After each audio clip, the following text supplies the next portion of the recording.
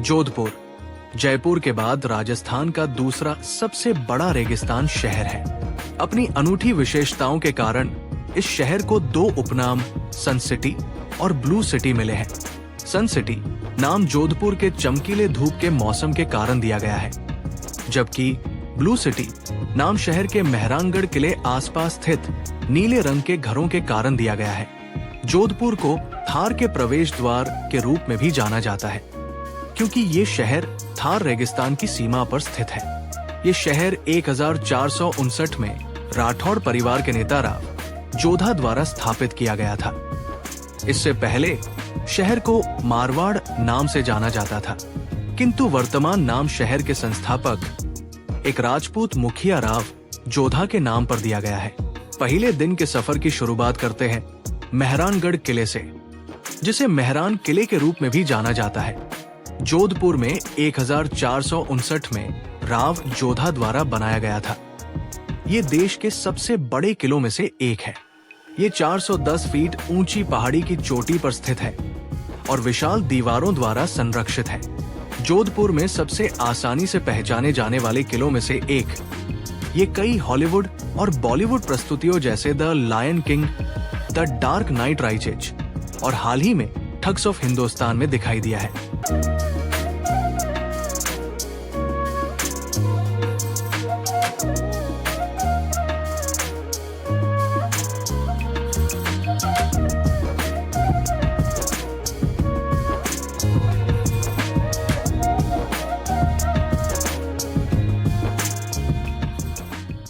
मेहरानगढ़ किले के बाद चलते हैं जसवंत थड़ा।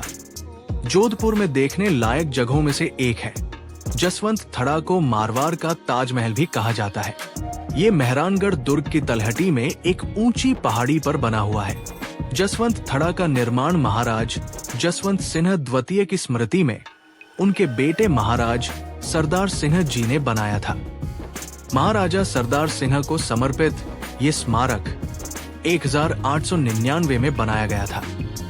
इस जगह की जटिल वास्तुकला और नक्काशीदार खिड़कियां पर्यटकों के लिए एक विशेष आकर्षण का केंद्र है। संगमरमर की दीवारों के भीतर स्थित एक छोटी सी झील भी है। आप इस जगह का भ्रमण कर सकते हैं और भारतीय वास्तुकला के इस प्रदर्शन को देख सकते हैं। इसके परिसर के भीतर राजपूत शासकों के कई चित्र भी हैं। आप शहर में ही सार्वजनिक परिवहन द्वारा आसानी से इस स्थान तक पहुंच सकते हैं। अब हम चलेंगे घंटाघर और सरदार मार्केट। राजस्थान के जोधपुर में घंटाघर भारत में ब्रिटिश शासन के दौरान बनाई गई एक इमारत है। घंटाघर का निर्माण 19वीं शताब्दी में महाराजा सरदार सिंह ने करवाया था।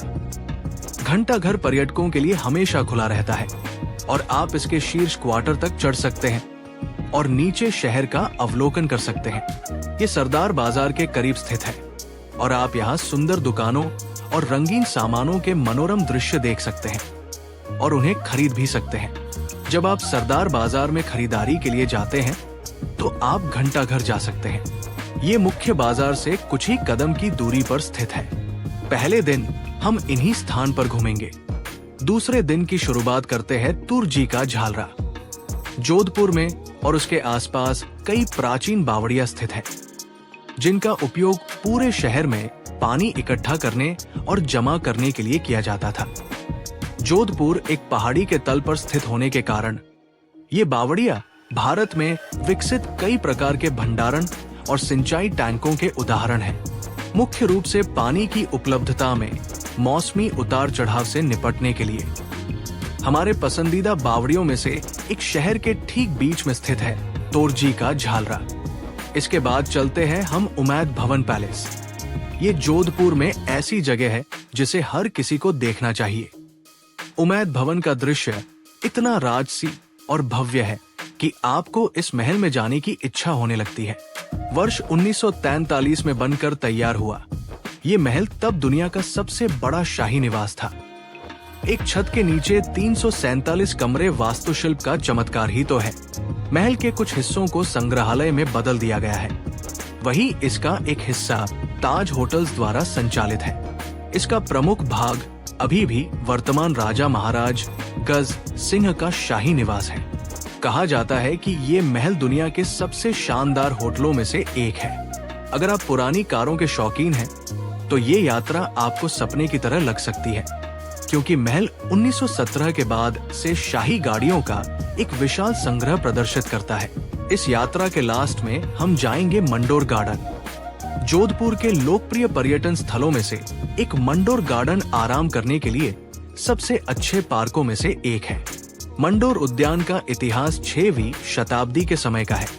ये महान पारंपरिक मूल्यों को समायोजित करता है और अपने आप में वास्तुकला का एक उत्कृष्ट नमूना है। ये पार्क जोधपुर के उत्तर में मंडोर शहर से सिर्फ 9 किलोमीटर की दूरी पर स्थित है, जो मारवाड़ के महाराजाओं की पूर्व राजधानी थी। मंडोर गार्डन विशाल मेहरानगढ़ किले का एक हिस्सा है और इसके अलावा यहाँ 300 मिलियन देवताओं को समर्पित एक मंदिर और एक सरकारी संग्रहालय भी है, जो कलाकृतियों और पुराने अवशेषों से भरा है। मंडोर गार्डन के ये सभी आकर्षण और रोमांचक घटक देश के सभी हिस्सों से पर्यटकों को आकर्षित करते हैं।